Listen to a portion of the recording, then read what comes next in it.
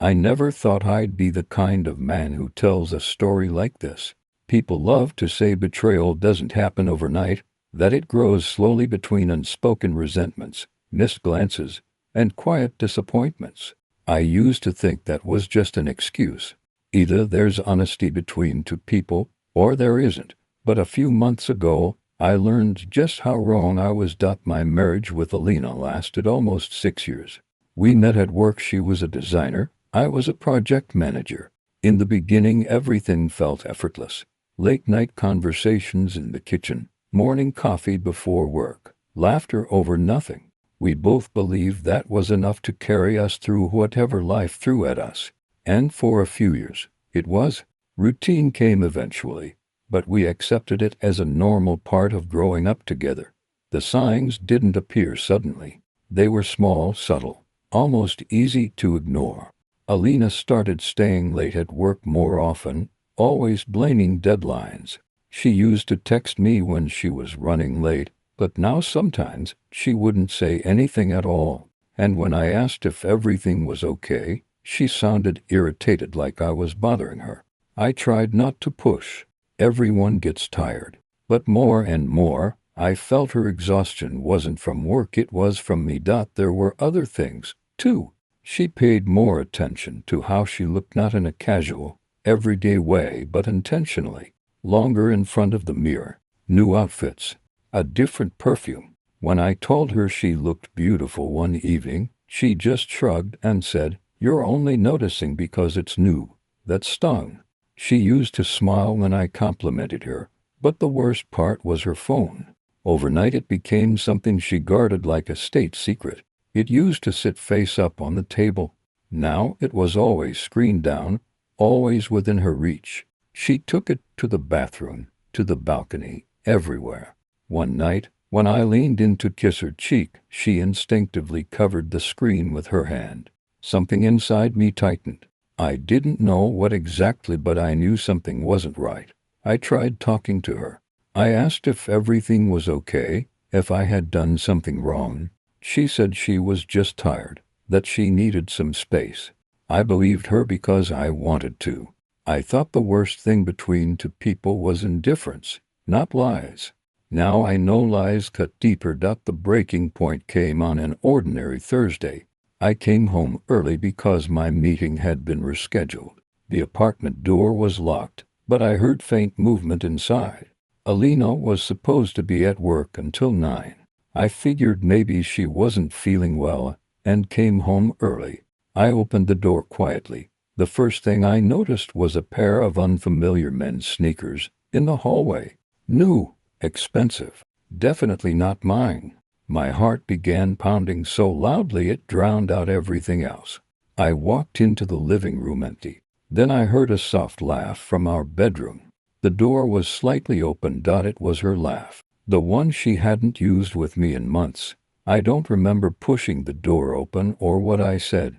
I only remember her expression: first fear, then guilt, then something like annoyance, as if I were interrupting something trivial.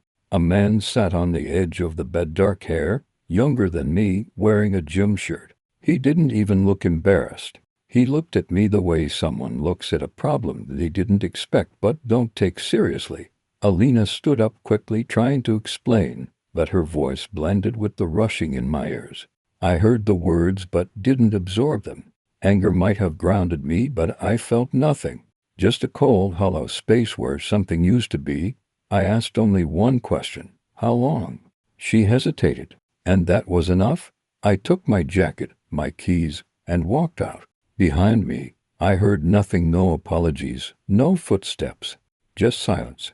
But in my head, I kept hearing her laugh from minutes before I opened the door. A laugh that no longer belonged to me.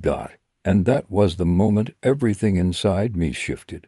The moment the man I was began to disappear. And someone else, someone colder, sharper, more dangerous, began to take his place. I didn't go home that night. I didn't even know where I was driving. The city lights blurred into long streaks through the windshield, and the radio played something soft and meaningless. My hands were shaking on the steering wheel, not from anger. Anger would have made this easier, What I felt was deeper, heavier, like a weight was pressing against my ribs from the inside out.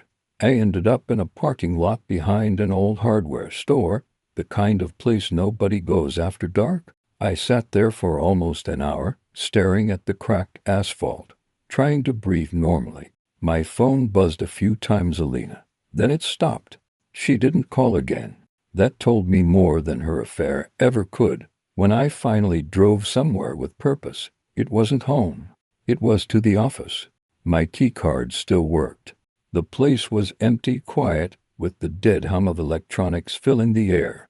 I turned on a single desk lamp and sat down, staring at my reflection in the black computer screen. I looked like someone who had aged 5 years in 5 hours. I asked myself what a man was supposed to do after something like this. Cry, break something, beg for explanations.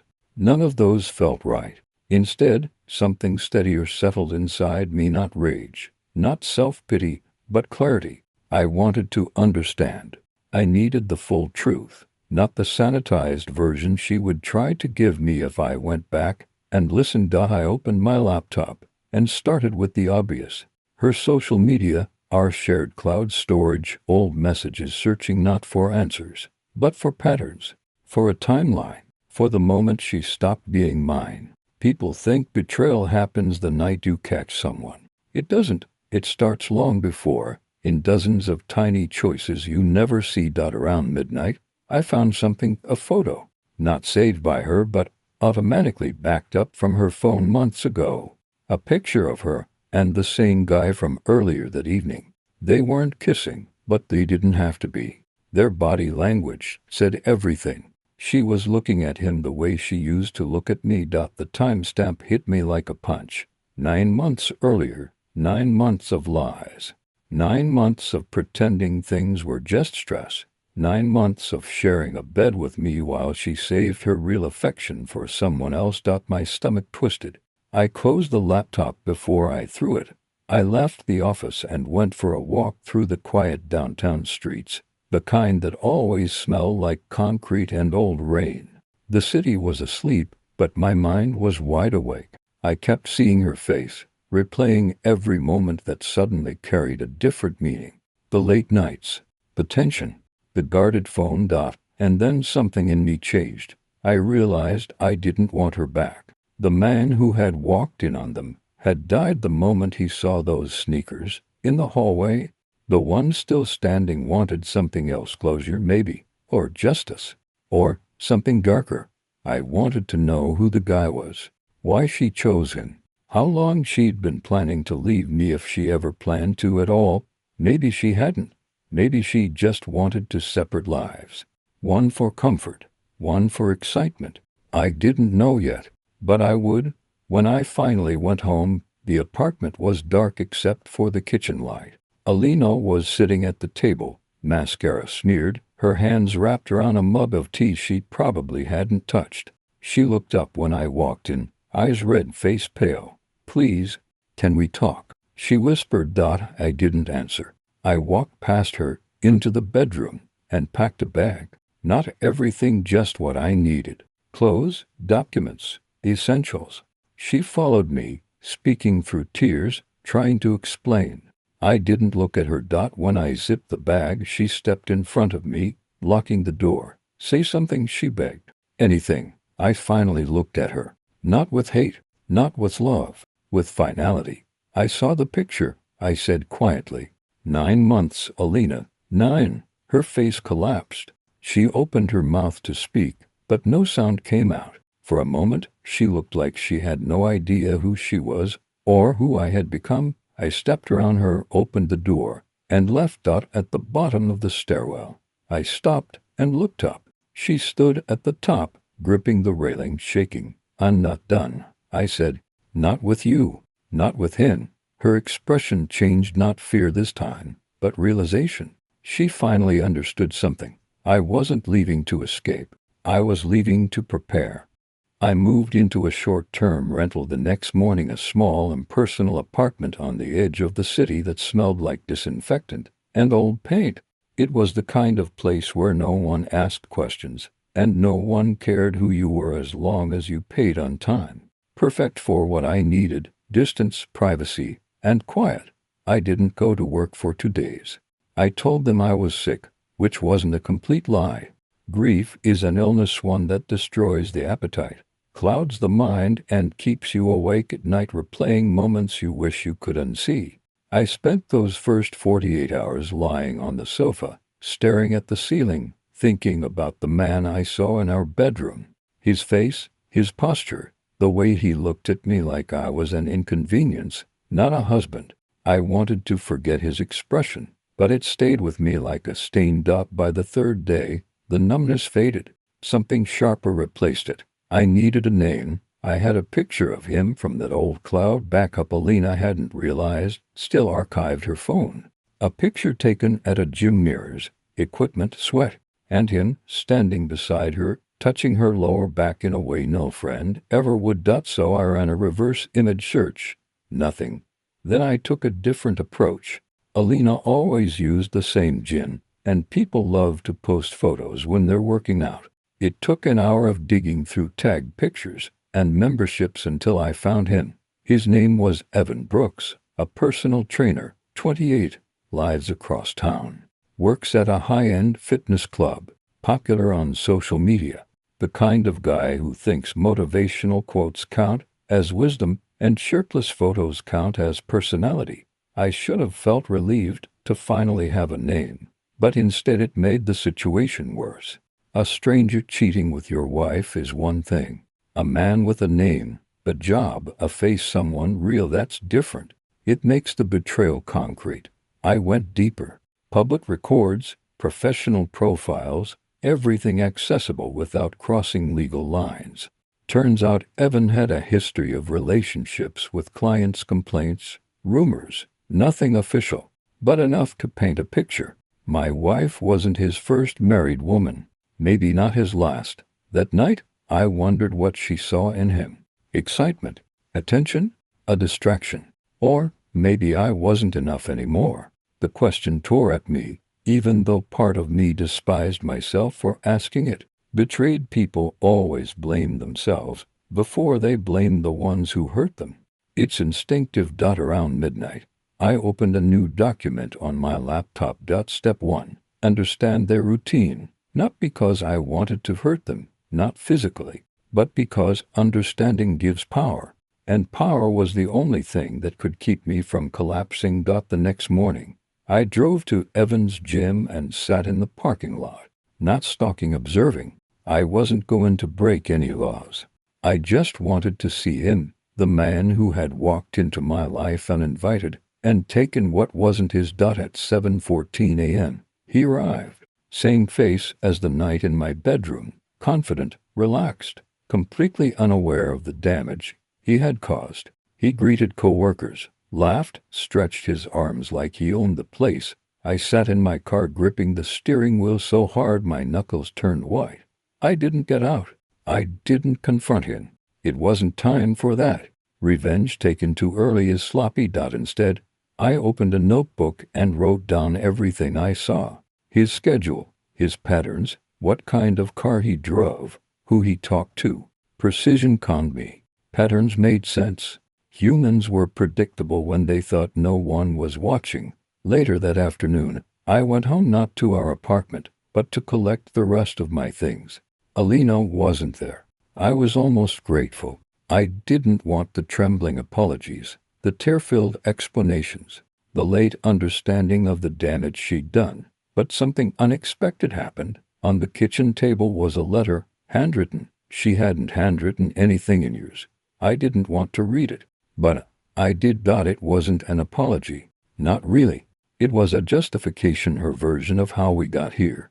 She wrote about feeling lonely, misunderstood, disconnected, how Evan made her feel seen, how she never intended for things to go so far, how she still loved me but wasn't sure if she was in love with me. My hands shook as I reached the last line. Please don't do anything impulsive. We can work through this if you want. I put the letter down and slowly folded it. She still didn't understand. I wasn't impulsive. I wasn't emotional. I wasn't acting out of anger. I was planning. Not violence, not chaos, but truth. Truth can be sharper than any weapon, and I was going to use it. I left the apartment with the letter in my pocket and a plan forming piece by piece in my mind. A plan that would give them exactly what they deserved without me ever raising my voice or laying a hand on either of them. And for the first time in days, I felt calm. Dangerously calm. I didn't sleep the night after reading her letter. Not because of pain. Pain was familiar by then, but because everything finally became clear. The chaos in my head quieted, replaced by cold, focused logic. If Alina wanted truth, she would get truth. If Evan wanted consequences, he would get them, just not the kind he expected. I woke up before sunrise, sat at the small table in my rented apartment, opened my laptop, and began writing. Not a message to her, not a confrontation to him, something cleaner. A timeline. Every lie she told, every night she worked late, every weekend she visited her sister, every gym session that mysteriously took 2 hours instead of 1. Every coincidence that wasn't a coincidence. I backed everything with proof, timestamps, photos, old receipts she didn't know I still had. I didn't add emotion, no anger, no insults, just facts. A forensic dissection of betrayal. Then I did the same for Evan. Clients he flirted with, complaints from women about his boundary issues, social media posts that contradicted his professional image. I gathered everything publicly available enough to show a pattern he'd rather keep hidden, not for blackmail, not for revenge porn, nothing illegal. Just truth. Around noon, I received a message from Alina. Can we talk, please? I'm home. I stared at the screen while the corner of my mouth twitched. Not quite a smile. Finally, I arrived at our apartment around 1. Before I even knocked, the door opened. Alina stood there, pale, eyes swollen from crying, wearing one of my old hoodies like a shield. She reached for me instinctively. I stepped back. Her lips trembled. You won't even. Can we please just talk? Inside, the apartment felt strangely smaller, the air thick, heavy with everything unsaid. She stood near the sofa, wringing her hands, unable to look me in the eye. Daniel, she whispered, I'm so sorry. I know you hate me. I know I broke everything. But I need you to understand I never meant you did. I said quietly. You meant every moment. Or you chose it. That's enough. She flinched like I'd hit her. I lost myself. He made me feel. Spare me. My voice was calm, almost gentle. I'm not here to hear about feelings you didn't have for me. For a moment, she looked angry, then defeated. What do you want from me? Honesty. She swallowed. I'll tell you anything. Then tell me exactly when it started. Her eyes darted away. It was a mistake. A stupid kiss after a workout. I wasn't thinking. You were thinking. I corrected. Just not about me. Her silence said everything. For the next hour, she talked. Not everything she said was true, I could tell. She still tried to soften the edges, twist the timeline, protect herself from the ugly parts of her own decisions. But every lie she told only added to the list I'd already written. When she finished, she broke down completely. Daniel, please, she begged. I can fix this. I'll go to therapy. I'll block him. I'll do anything. No, I said simply. You won't. Her face crumpled. You don't want to fix this. I shook my head. I'm not here to fix anything. Then why are you here? To end it cleanly. I pulled a folder from my bag and placed it on the table. She stared at it like it was a bomb. Inside were the documents, timeline, evidence, everything. Not for blackmail. Just for closure. For you, I said, so you can read the truth someday, without lying to yourself. She didn't touch it. I continued. I contacted a lawyer this morning. He'll send you papers in a few days. No drama. No fighting. We'll split everything fairly. Her voice cracked. You're leaving me. You left me a long time ago, I said quietly. I'm just accepting it now. She collapsed onto the couch, sobbing into her hands. I watched her for a moment. My wife. The person I once planned a life with, broken. Not because she lost me, but because she lost control. I turned to leave, but before I reached the door, she said something that made me pause. "He doesn't love me, you know," she cried. "I don't even think he cares. That's between you and him," I replied. "Not my problem anymore." When I stepped outside, the cold air hit me like a wave, but it felt good, clean. I walked to my car, unlocked the door, and sat behind the wheel. And that's when I saw a reflection in the side mirror. Evan, standing at the corner of the building, watching the entrance, watching me. Like he'd been waiting. I didn't look at him directly. I didn't give him the satisfaction. I simply started the car and drove off. But my heartbeat didn't slow. Because the moment I saw his face, I realized part two of my plan was just beginning. When I left the apartment that day, I thought the hardest part was behind me. I thought ending it cleanly would mean walking away without looking back. But betrayal has a way of echoing. And some people don't know how to let go even when they're the guilty ones. 2 days after I saw Evan watching the building, I received a text from an unknown number. "We need to talk." No name, no context. But I knew. I didn't reply. Later that evening, I walked out of my office building and found him leaning against a black BMW near the exit.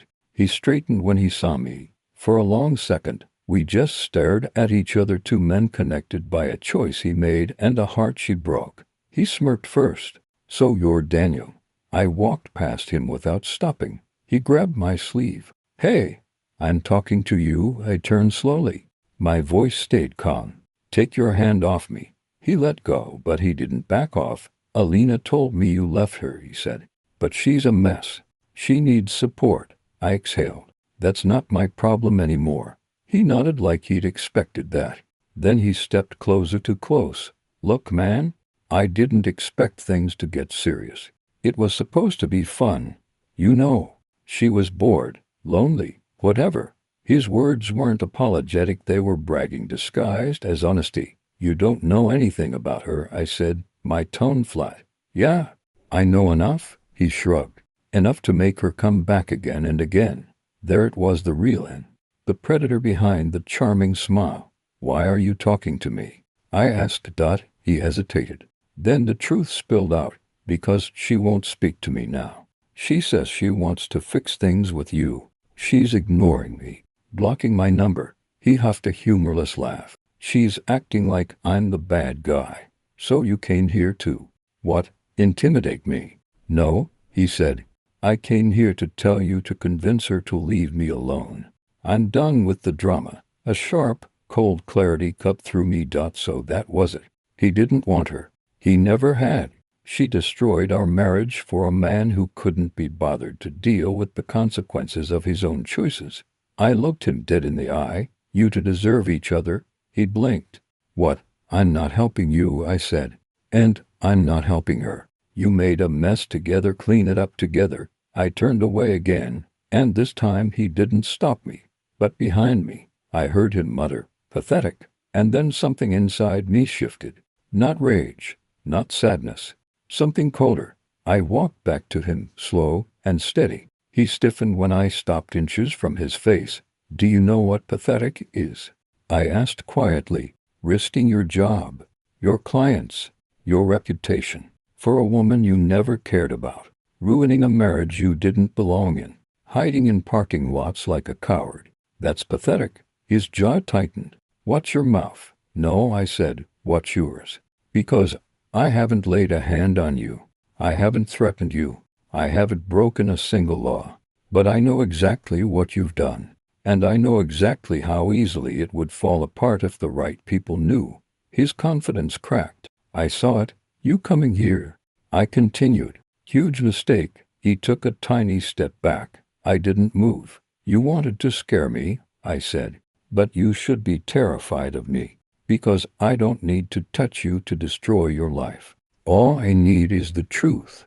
And the truth is enough." For the first time, he swallowed nervously. I walked away, got into my car, drove off, and this time, he didn't follow. 3 weeks later, Alina signed the divorce documents without protest. She didn't beg. She didn't call. She looked hollow when she handed the envelope to my lawyer, like she finally understood what she lost. Evan. He quit the gym a month after our conversation.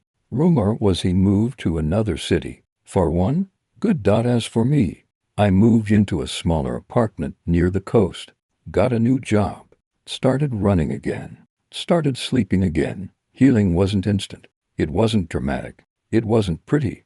But it was real. I learned that closure isn't something someone gives you.